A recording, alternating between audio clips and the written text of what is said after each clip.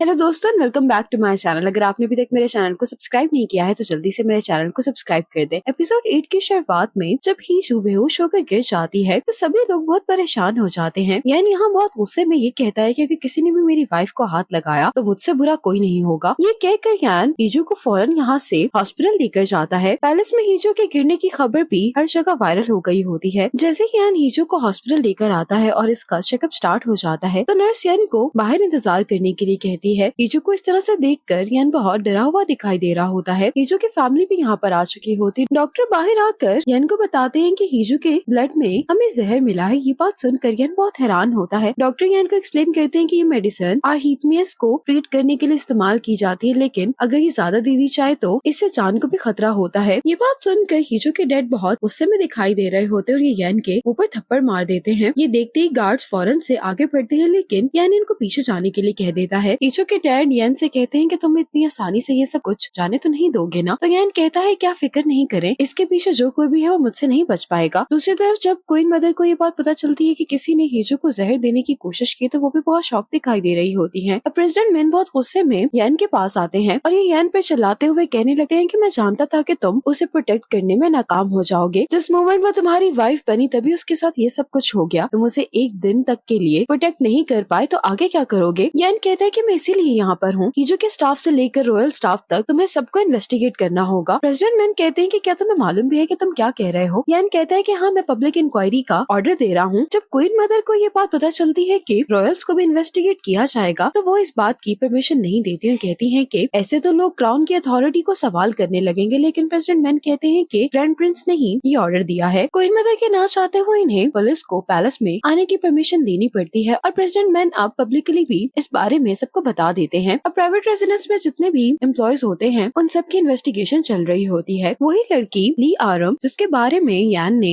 हीजू को बताया था कि ये पैलेस में जासूसी करती है, थोड़ी नर्वस दिखाई दे रही होती है इन्वेस्टिगेशन के दौरान। सब लोग काफी हैरान हो रहे होते हैं कि पहली बार पैलेस में इन्वेस्टिगेशन हो रही है। यान अपने मॉम एंड डैड के मेमोरियल टेबलेट्स के सामने खड़ा होकर वो सीन याद कर रहा होता है जब इसके डैड ने इसको क्राउन प्रिंस की अथॉरिटी को चैलेंज करने पर मारा था। ये अपने डैड से कहता है कि क्या मैं फिर से लालची हो रहा हूँ। इतने में ही कोर्ट लेडी आकर यान को बताती है कि हीजू को होश आ गया है। ये सुनते ही यान भागने लगता है तो कोर्ट लेडीज को पीछे से आवाज दे रही होती है कि तुम्हें इतनी तेज नहीं भागना चाहिए वरना आपको चोट लग जाएगी। लेकिन यान इनकी किसी भी बात को इग्नोर करके फौरन यहाँ से चला जाता है। यान जल्दी में जब हॉस्पिटल पहुँचता है तो इसे लिफ्ट नहीं मिलती और ये लिफ्ट का इंतजार भी नहीं करता बल्कि ऊपर जाने के लिए स्टेयर्स का इस्तेमाल करता है। हीजू जैसे ही यान को अपने सामने देखती है तो ये यान की हालत देखकर थोड़ा सा परेशान हो जाती है। यान जल्दी से आकर हीजू को हक करता है। हीजू को हक करते हुए यान बहुत इमोशनल हो जाता है और ये हीजू से पूछता है कि क्या तुम ठीक हो। हीजू हैरान होते हुए कहती है कि क्या तुम रो रहे हो। ये सुनकर यान हीजू को फिर से हक कर लेता है, कहता है कि मुझे लगा कि तुम मर रही हो, मुझे ऐसा लगा कि मैं तुम्हें हमेशा के लिए खो दूंगा। हीजू यान को हौसला देती है, कहती है कि मैं ठीक हूँ। हीजू यान से पूछती है लेकिन मैं बेहोश क्यों हुई थी। इससे पहले कि यान कोई भी जवाब दे पाता यहाँ पर president man royal investigation branch और पुलिस ऑफिसर के साथ यहाँ पर आ जाते हैं कि हमें क्वेश्चनिंग करनी है। तो यान कहता है कि यकीनन क्वेश्चनिंग मेरे से ही करनी होगी। ये कहने के बाद यान के साथ बाहर आ जाता है। यान भी यान के साथ जा रहा होता है लेकिन यान इसको अपने साथ आने से मना कर देता है, कहता है कि तुम हीजू के साथ रहोगे और एक सेकंड के लिए भी तुम उसको अकेला नहीं छोड़ोगे। अब प्रेसिडेंट मैन जब हीजू को इसके बारे में बताते हैं तो हीजू बहुत ज्यादा शॉक हो जाती है और ये यान के लिए बहुत ज्यादा परेशान दिखाई दे रही होती है। कहती है कि क्या तुमने वो मेडिसिन चेक की जो यान रेगुलरली लेता है। जब इन्वेस्टिगेशन के दौरान ऑफिसर यान से ये पूछता है कि क्या तुम इस मेडिसिन के बारे में जानते हो तो यान कहता है कि हाँ, मैं इससे फेमिलियर हूँ, मैं कभी कभी ये लेता हूँ। अब हीजू को याद आता है कि जब वो करते हुए ये गिर गई थी तो इससे गॉबलेट्स गलती से हिल गए थे और साथ ही मिस दो ने उन गॉबलेट्स को ठीक कर दिया था, शायद तभी उन्हें रिप्लेस कर दिया गया होगा। ये जो फौरन से यान के पास जाना चाह रही होती है लेकिन प्रेसिडेंट मैन गुस्सा हो जाते हैं, कहने लगते हैं कि तुम क्या कर रही हो। तो हीजू बहुत गुस्से में कहती है कि यान इस वक्त खतरे में है। दूसरी तरफ यान पुलिस ऑफिसर से कहता है कि टारगेट मैं था। पुलिस ऑफिसर कहते हैं कि तुम्हें ऐसा क्यों लगता है। तो यान कहता है कि मेरी वाइफ वो मेडिसिन नहीं लेती इसीलिए वो सर्वाइव कर गई, लेकिन अगर वो मेडिसिन मैंने ली होती तब तक मैं मर चुका होता। अब हीजू बाहर आती है लेकिन यान कहता है कि यान का ऑर्डर है कि आप यहाँ से कहीं भी नहीं जा सकती। ये देख कर प्रेसिडेंट मैन कहते हैं कि तुम चिंता नहीं करो, मैं जा रहा हूँ। दूसरी तरफ कोर्ट लेडी जंग आकर क्वीन मदर को बता रही होती है कि प्राइवेट रेजिडेंस में जितनी भी चीजें उन सबको इन्वेस्टिगेट किया जा रहा है। क्वीन मदर कहती है कि कोई भी इशू होने से पहले ही आप उसको संभाल लें। प्रेसिडेंट मैन ने यान की मेडिकल रिपोर्ट्स मंगवाई होती हैं और ये अपने सेक्रेटरी को इस पर इन्वेस्टिगेशन करने के लिए कह देता है। जैसे ही यान बाहर आता है तो प्रेसिडेंट मैन इसको कहते हैं कि तुम फौरन फौरन पैलेस वापस चले जाओ। तो यान कहता है कि मेरी वाइफ हॉस्पिटल में है, इसलिए मैं पैलेस नहीं जा सकता। जिस पर प्रेसिडेंट मिन कहते हैं कि पैलेस ही वो वाहिद जगह है जहाँ पर तुम दोनों सबसे ज्यादा सेफ हो, और वैसे भी पैलेस में सारा कंट्रोल तुम्हारे पास है, बाकी के सारे मैटर्स में देख लूंगा। ये जो अब प्राइवेट रेजिडेंस में नहीं बल्कि पैलेस में रुकेगी, और ये कोर्ट लेडी को ये कह रहा होता है कि हीजू के जितने भी अटेंडेंट्स थे आप उन्हें भी चेंज कर दे। अब यान जब हीजू को कॉल कर दे तो हीजू यान के लिए बहुत परेशान होते हुए पूछती है कि क्या तुम ठीक हो, क्या प्रेसिडेंट मिन तुम्हारे साथ है। तो यान कहता है कि नहीं। हीजू कहती है कि तुम्हें हियोन को तो अपने साथ लेकर जाना चाहिए था, यहाँ पर पहले से ही इतने रॉयल गार्ड्स हैं। यान इस बात का कोई भी जवाब नहीं देता और ये कहता है कि तुम और हियोन फौरन से पैलेस आ जाओ। यान के कहने पर दायंग भी हीजू को पिक करने के लिए आई होती है। तो ये हीजू से कहती है कि तुम तो बीमार होने के बावजूद भी बहुत सुंदर लग रही हो। ये सुनकर हीजू दायंग से फाउंडेशन मांगती है और इसे अपने फेस पर लगाने लगती है। तो दायंग कहती है कि तुम ये क्या कर रही हो। हीजू कहती है कि पूरी कंट्री ने मुझे बेहोश होते हुए देखा, तब मैं डिस्चार्ज हो रही हूँ, तो मैं इतनी सुंदर नहीं लग सकती, मुझे थोड़ा सा बीमार ही लगना चाहिए। अब हीजू जैसे ही हॉस्पिटल से बाहर आती है तो बहुत सारे रिपोर्टर्स इससे सवाल पूछना चाह रहे होते हैं, और यहाँ पर भी हमेशा की तरह हीजू बहुत ही ज्यादा प्रिटेंड कर रही होती है कि इसकी हालत बहुत खराब है। हीजू अपना काम कर रही होती है। उसने हीजू की इन फोटोज के बारे में ये आर्टिकल्स लिखवा दिए होते हैं कि हीजू वैसे तो एक बोल्ड और सक्सेसफुल बिजनेस वुमन है, लेकिन पैलेस के अंदर वो एक ट्रेजिक हीरोइन है। इसीलिए वो लोग जो हीजू को पहले ट्रोल कर रहे थे कि ये पैलेस में बैड लक लेकर आई है, वही लोग हीजू को सपोर्ट कर रहे होते हैं। कोर्ट लेडी जंग के आने से पहले क्वीन मदर यही आर्टिकल्स पढ़ रही होती है। कोर्ट लेडी जंग इस मंथ का ड्यूटी स्केड्यूल लेकर आई होती है, जिसमें कुछ ड्यूटीज ये लोग चाह रहे होते हैं कि हीजू की क्वीन मदर ही देखें, लेकिन क्वीन मदर कहती है कि मैं हीजू की सारी ड्यूटीज देख लूंगी। ये सुनकर कोर्ट लेडी जंग हैरान होती है। तो क्वीन मदर कहती है कि हमें परफेक्ट इन लॉज की तरह दिखना चाहिए। हीजू जैसे ही पैलेस आती है तो क्वीन मदर खुद इसको लेने के लिए आती है और इसका हाथ पकड़ कर कहने लगती है कि मैं जानती हूँ कि तुम बहुत शॉक हो गई होगी, मैं जानती हूँ कि तुम्हारी तबीयत अभी ठीक नहीं है, इसीलिए जो भी ड्यूटीज तुम्हें असाइन हुई थी वो मैं ही देखूंगी। हीजू क्वीन मदर से कहती है कि मुझे माफ कर दीजिएगा। ये कहने के बाद ये अंदर चली जाती है। यान को बताया जाता है कि क्वीन मदर ने ये कहा है कि किंगी की स्टेटमेंट किंगी की जगह वो खुद देंगे, लेकिन यान इनकी रिक्वेस्ट रिजेक्ट कर देता है। ये कहकर कि किंगी इस पूरी कंट्री को रिप्रेजेंट कर रहे हैं, इसीलिए वो इतना सा काम तो खुद कर सकते हैं। हीजू जैसे ही पैलेस आती है तो किंगी हीजू को देखकर बहुत खुश होता है। हीजू नोटिस कर रही होती है कि यान कोर्ट लेडी को इसकी सेफ्टी और प्रोटेक्शन के लिए कुछ ज्यादा ही इंस्ट्रक्शंस दे रहा है। तो ये यान को बुलाती है। यान फौरन इससे पूछ लगता है कि क्या तुम्हारी तबीयत ठीक है। तो हीजू कहती है कि मैं कुछ टाइम अकेले रहना चाहती हूँ। ये सुनते ही यान सभी को यहाँ से जाने के लिए कह देता है। सबके यहाँ से जाते ही हीजू बहुत ज्यादा रिलैक्स हो जाती है। तो यान हीजू को इस तरह से देख कर कहता है कि इसी वजह से तुम अकेले रहना चाहती थी। हीजू कहती है कि हाँ, मैं इस सब के लिए तैयार नहीं थी। जब से हमारी शादी हुई है सभी लोग मुझे मॉनिटर कर रहे हैं। तो यान कहते हैं कि वो तुम्हें मॉनिटर नहीं करे बल्कि तुम्हें प्रोटेक्ट करने की कोशिश कर रहे हैं। हीजू यान से पूछती है कि क्या इन्वेस्टिगेशन में सब कुछ ठीक रहा। यान कहता है कि हाँ, सब कुछ ठीक है। हीजू यान से कहती है कि मुझे लगता है कि प्रोटेक्शन की जरूरत मुझे नहीं बल्कि तुम्हें है। यान कहता है कि मैं जानता हूँ। हीजू ये सुनकर बहुत हैरान होती है, कहती है कि तुम इतने रिलैक्स कैसे हो। यान कहता है कि वो इसलिए क्योंकि अगर टारगेट तुम होती तो इस टाइम में बहुत डरा हुआ होता, लेकिन चूंकि टारगेट मैं हूँ तो मैं इस पर गॉड को थैंक्स कर रहा हूँ। ये सुनकर हीजू यान को पिलो से हिट करती है। तो यान कहता है कि ये तुम क्या कर रही हो। हीजू यान को और मारते हुए कहती है कि तुम्हारे मरने से तो मैं विडो हो जाऊंगी, इस बात पर तुम गॉड को थैंक्स कैसे कर सकते हो। क्या तुम ये चाहते हो कि मैं पैलेस में तुम्हारे बगैर रहूं। यान हीजू को रोकने की कोशिश करता है तो हीजू कहती है कि अगर तुम्हें कुछ हो जाता तो। ये कहकर के रुक जाती है और फिर यान से कहने लगती है कि फिर तो मैं तुमसे डिवोर्स भी नहीं ले पाती। ये सुनकर यान हंसने लगता है। तो हीजू कहती है कि क्या तुम्हें ये मजाक लग रहा है। यान कहता है कि अपनी परेशानी शो करने का तुम्हारा तरीका थोड़ा ड्रामेटिक है। हीजू यान से पूछती है कि अभी क्वीन मदर ने मुझे कहा था कि मेरी पब्लिक ड्यूटीज वो परफॉर्म करेंगी। तो यान कहता है कि तुम उसकी चिंता मत करो, मैंने उनकी रिक्वेस्ट रिजेक्ट कर दी है। ये सुनते ही हीजू खुश हो जाती है। प्रेसिडेंट मिन का सेक्रेटरी आकर बताता है कि वेडिंग रिचुअल्स के लिए जो गॉबलेट इस्तेमाल किए गए थे उनके अंदर इस जहर के ट्रेसेस मिले हैं। हीजू बिल्कुल ठीक कह रही थी। इसके साथ ही उसे सर्वेंट ली आरम को बुलाया जाता जो बहुत डरी हुई दिखाई दे रही होती है। रात में हीजू हिजुंग से बात कर रही होती है कि साथ ही यान शॉवर लेकर जब बाहर आता है तो हीजू यान को देख के बहुत ज्यादा सरप्राइज हो जाती है और ये भूल ही जाती है कि हिजुंग से बात कर रही होती है और बीच में ही कॉल काट देती है। यान हीजू के पास आकर कहता है कि आज हमारी as a married couple first night है, क्या तुम तैयार हो। हीजू इस बात को कोई भी जवाब नहीं दे पाती, लेकिन हीजू की हार्ट बीट बहुत तेज हो गई होती है। अब हीजू यान सोने के लिए लेट गए होते हैं। हीजू यान से कहती है कि क्या तुम सोफे पर जाकर नहीं सोगे। तो यान कहता है कि नहीं, मैं यहाँ पर ही बहुत ज्यादा कंफर्टेबल हूँ। हीजू कहती है कि मैं पेशेंट हूँ। यान इस बात पर मुस्कुराने लग जाता है। हीजू अपने यान के दरमियान एक कुशन रख लेती है, लेकिन यान इसको साइड पर कर देता है। हीजू इस बात पर थोड़ा सा गुस्सा हो रही होती है। यान हीजू से कहता है कि तुम्हें यहीं पर सो जाना चाहिए, वरना बाकी मेरे बारे में क्या सोचेंगे। हीजू यहाँ पर लेट जाती है तो ये यान से कहने लगती है कि क्यों ना हम इस मशीन को ऑफ कर दें, इसकी आवाज मुझे परेशान कर रही है। लेकिन यान कहता है कि मुझे तो इसकी आवाज अच्छी लग रही है, इस बात का प्रूफ है कि तुम जिंदा हो। ये सुनकर हीजो को अच्छा लगता है। ये यान के फेस पर किस करके इससे कहती है कि